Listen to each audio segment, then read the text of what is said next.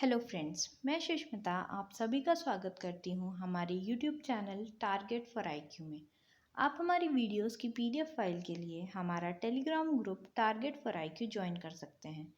दोस्तों, कल की वीडियो की स्लाइड आप में से बहुत लोगों ने ऐसा कंप्लेन किया कि वो विजिबल नहीं थी, तो आज मैंने पूरी कोशिश की है कि आपको सारी स्लाइड्स विजिबल हों और उसमें जो भी लिखा है ईच एंड एवरी वर्ड आप सभी को अच्छे से समझ में आए। तो आइए आज की वीडियो शुरू करते हैं। हमारी पहली न्यूज़ है, रशिया में रजिस्टर की गई है दुनिया की पहली कोविड-19 वैक्सीन जो कि एनिमल्स के लिए बनाई गई है और इसका नाम क्या है? कार्निवैक कोव। तो आपको इस वैक्सीन का नाम याद रखना है, कार्निवैक कोव। आप फिगर्स में देख सकते हैं कि एनिमल्स को वो वैक्सीन लगाई जा रही है। नेक्स्ट हमारी न्यूज़ है, इंडियन गवर्नमेंट ने अनाउंस किया है 14,500 करोड़ रुपीज़ इन्फ्यूज़ किए जाएंगे, मतलब डाले जाएंगे 4 पब्लिक सेक्टर बैंक्स में। तो वो 4 पब्लिक सेक्टर बैंक कौन कौन से होंगे? Central bank of India, Indian overseas bank, bank of India and UCO bank. जैसे कि आप सभी को पता होगा कि एनपीएज नॉन परफॉर्मिंग एसेट्स की वजह से हमारे बहुत सारे बैंक्स जो हैं वो लॉस में चल रहे हैं इस समय। तो इसलिए इनको प्रॉफिट में लाने के लिए या फिर एक स्टेबल कंडीशन में लाने के लिए गवर्नमेंट ने ये डिसीजन लिया है कि हम 14,500 करोड़ रुपीस इन बैंक्स में इन्फ्यूज़ करेंगे। और कैसे करेंगे? By issuing non interest bearing bonds to these banks. मतलब government non interest bearing bonds issue करेगी इन बैंक्स के लिए, और जिसकी वजह से हम 14,500 करोड़ रुपीज़ इन बैंक्स में इन्फ्यूज़ कर पाएंगे। नेक्स्ट हमारी न्यूज़ है, उड़ीसा डे या फिर उत्कल दिवस मनाया गया 1 अप्रैल को। तो उड़ीसा में आपको याद रखना है कि 1 अप्रैल, जो कि उड़ीसा का फाउंडेशन डे भी आप मान सकते हैं, वो मनाया जाता है और उसको उत्कल दिवस भी कहते हैं। उड़ीसा के बारे में कुछ स्टैटिक फैक्ट्स पढ़ लेते हैं। उड़ीसा के चीफ मिनिस्टर हैं श्री नवीन पटनायक जी। उड़ीसा की कैपिटल है भुवनेश्वर और उड़ीसा के प्रेजेंट गवर्नर हैं गणेशी लाल जी। नेक्स्ट हमारी न्यूज़ है, रिजर्व बैंक ऑफ इंडिया ने रिकरिंग ऑनलाइन ट्रांजैक्शन के प्रोसेसिंग की जो टाइमलाइन है उसको 6 महीने से एक्सटेंड करके अब उसकी लास्ट डेट कर दी है 30 सितंबर 2021 की। इस न्यूज़ को अच्छे से समझते हैं। जैसे कि जो भी ऑनलाइन पेमेंट प्लेटफॉर्म्स होते हैं, जैसे कि गूगल पे, फ़ोनपे या फिर पेटीएम, या फिर बहुत सारे बैंक्स ने भी अपने ऑनलाइन पेमेंट प्लेटफॉर्म्स ओपन कर लिए हैं। तो उनके लिए आरबीआई ने एक ई मैंडेट इशू किया था और आरबीआई ने ये बोला था कि इन सभी प्लेटफॉर्म्स को उस ई मैंडेट के अकॉर्डिंग चलना है। तो उसकी एक पर्टिकुलर लास्ट डेट दी गई थी जिसको कि 6 मंथ से एक्सटेंड कर दिया गया है और अब ये लास्ट डेट हो गई है 30 सितंबर 2021। ओके, आई होप ये न्यूज़ आप सभी को क्लियर होगी। आरबीआई के बारे में कुछ स्टैटिक फैक्ट्स हैं कि आरबीआई के 25th गवर्नर हैं शक्तिकांत दास जी।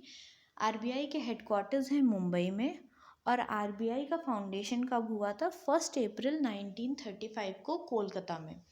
तो इससे हम एक फैक्ट और याद रख सकते हैं कि आरबीआई का फाउंडेशन डे मनाया जाता है 1 अप्रैल को। ओके, तो 1 अप्रैल को 2 चीज़ें आपको याद रखनी है, उड़ीसा डे और आरबीआई फाउंडेशन डे। नेक्स्ट हमारी न्यूज़ है, नीति आयोग ने लॉन्च किया है एम प्राइम। एम प्राइम का फुल फॉर्म देख लेते हैं सबसे पहले, जो कि यही आपके एग्जाम में डायरेक्टली पूछा जा सकता है। एम का मतलब हुआ अटल इनोवेशन मिशन और प्राइम का मतलब हुआ program for researchers on innovation, market readiness and entrepreneurship. तो ये एक ऐसा इनिशिएटिव है जिससे कि भारत में जो साइंस बेस्ड स्टार्टअप्स या फिर वेंचर्स हैं उनको सपोर्ट और प्रमोट करने के लिए ये प्रोग्राम लॉन्च किया गया है। तो आपको याद रखना है, एम प्राइम लॉन्च किया है नीति आयोग ने। नेक्स्ट न्यूज़ देख लेते हैं, इंडियन गवर्नमेंट ने स्मॉल सेविंग इंस्ट्रूमेंट्स पे जो भी इंटरेस्ट रेट थे उनको रिड्यूस किया है for first quarter of 2021-22। Okay, तो 2021-22 फाइनेंशियल ईयर के फर्स्ट क्वार्टर के लिए स्मॉल सेविंग इंस्ट्रूमेंट्स पे जो भी इंटरेस्ट रेट लगते थे पहले, उनको रिड्यूस कर दिया गया है। तो यहाँ पे जैसे कि आप देख सकते हैं कि पीपीएफ पब्लिक प्रोविडेंट फंड में आपको पहले 7.1% का इंटरेस्ट रेट मिलता था, जो कि घटा करके 6.4% कर दिया गया है। ऐसे ही सीनियर सिटीजन सेविंग स्कीम्स थी, जिसपे कि आपको 7.4% का इंटरेस्ट रेट मिलता था, वो घटा के 6.5% कर दिया गया है।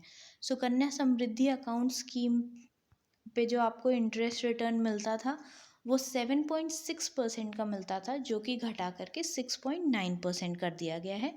और जो आपके सेविंग डिपॉजिट्स होते थे, उस पर आपको 4% का इंटरेस्ट मिलता था पहले, और अब वो घटा करके 3.5% कर दिया गया है। और हाईएस्ट रिटर्न इस पॉइंट पे कौन सी स्कीम्स में मिल रहा है, वो है Sukanya Samriddhi account scheme, senior citizen saving scheme and public provident fund. Okay, तो आई होप आपको ये न्यूज़ भी समझ में आ गई होगी। नेक्स्ट न्यूज़ पे आते हैं हमारे। आयुष मिनिस्ट्री ने विनोवा सेवा प्रतिष्ठान के साथ मिल करके आयुर्वेद पर्व का ऑर्गेनाइज किया। ओके, तो आयुर्वेद पर्व क्यों ऑर्गेनाइज किया गया? ताकि लोगों में आयुर्वेद को ज़्यादा से ज़्यादा एक्सेप्ट कराया जा सके। अभी हम कोई भी हमको बीमारी होती है तो हम सबसे पहले एलोपैथी की तरफ भागते हैं, तो इसलिए आयुर्वेद को ज़्यादा से ज़्यादा लोग एक्सेप्ट करें, उसको अपने जीवन में लेकर के आएँ, इसलिए ये पर्व ऑर्गेनाइज किया गया।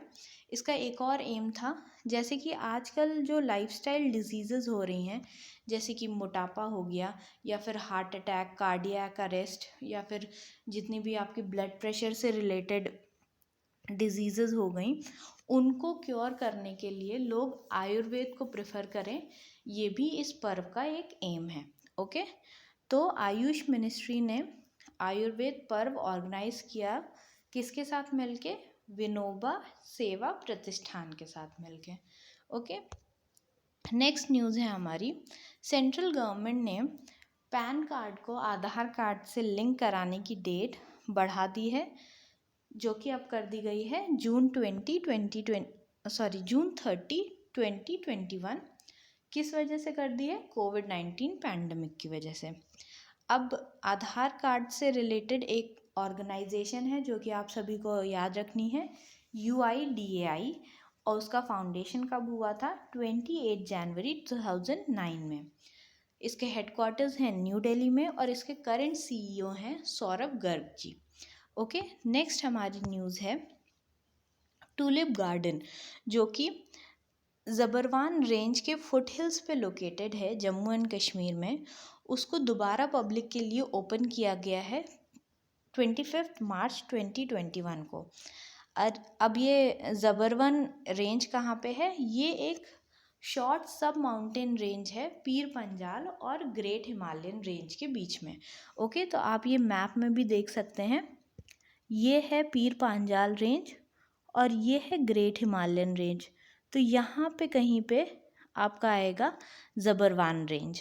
ओके, और यहीं पे ये टूलिप गार्डन है, और ये लोगों के लिए वापस से खोल दिया गया है। कब से? 25 मार्च 2021 से। ओके, अब हम कुछ MCQs देख लेते हैं। ये क्वेश्चन हमने इससे रिलेटेड जो टॉपिक था वो कल पढ़ा था, तो आप सभी इस क्वेश्चन का आंसर मेरे को कमेंट सेक्शन में ज़रूर कमेंट करके बताइएगा। क्वेश्चन देख लेते हैं। Consider the following statement about Sabarmati river. तो पहला स्टेटमेंट है, it originates in the Pushkar valley of the Aravalli range in Gujarat. Second statement है, Ahmedabad city is located along the bank of this river. और थर्ड स्टेटमेंट है, this river crosses the tropic of cancer twice. तो इसमें से आपको बताना है कि कौन सा स्टेटमेंट करेक्ट है। आपके पास ऑप्शंस हैं 1 and 3 only, 2 only, 1 and 2 only, and last option है आपका 1, 2 and 3। तो इस क्वेश्चन का आप आंसर कमेंट सेक्शन में ज़रूर कमेंट करिएगा। नेक्स्ट हमारा MCQ है, Which nation's special presidential envoy for climate will be visiting India next week? कौन से देश का स्पेशल प्रेसिडेंशियल एनवॉय जो कि क्लाइमेट के लिए है वो इंडिया विजिट करेगा नेक्स्ट वीक? तो ये भी एक इम्पॉर्टेंट क्वेश्चन है। सबसे पहला आपका ऑप्शन हो गया यूएस, सेकंड ऑप्शन है आपका रशिया, थर्ड ऑप्शन है फ्रांस और फोर्थ ऑप्शन है कनाडा। तो इसका आंसर आप सबसे पहले कमेंट सेक्शन में कमेंट करिए, 2 मिनट के लिए वीडियो पॉज करिए और कमेंट करिए, उसके बाद हम आंसर देखेंगे। तो इसका आंसर है यूएस, मतलब united states of America. United states of America के special presidential envoy for climate, जिनका नाम है जॉन कैरी, वो विज़िट करेंगे इंडिया नेक्स्ट वीक और ये उनका फर्स्ट एशियन टूर होगा। ओके, अप्रैल 1 से अप्रैल 9 तक वो इस टूर पे रहेंगे। नेक्स्ट हमारा क्वेश्चन है, India has jointly finished up a friendship park with which nation? India ने अभी एक फ्रेंडशिप पार्क मतलब सेटअप किया है, वो कौन से नेशन के साथ मिलकर सेटअप किया है? तो आपके ऑप्शंस हैं A Sri Lanka, B Vietnam, C Republic of Korea या फिर डी मलेशिया। इसका भी आंसर पहले आप कमेंट सेक्शन में कमेंट करिए, देन हम इसका आंसर करेंगे। इसका आंसर है सी रिपब्लिक ऑफ कोरिया। तो इंडिया और कोरिया का पहला फ्रेंडशिप पार्क है जो कि दिल्ली कैंटोनमेंट एरिया में सेटअप किया गया है ऑन मार्च 26, 2021। ओके, तो आई होप आज का लेक्चर आप सभी को क्लियर होगा। कोई भी डाउट हो तो आप मेरे को कमेंट सेक्शन में पूछ सकते हैं और अपने सजेशंस भी आप कमेंट सेक्शन में मुझे दे सकते हैं। Thank you so much.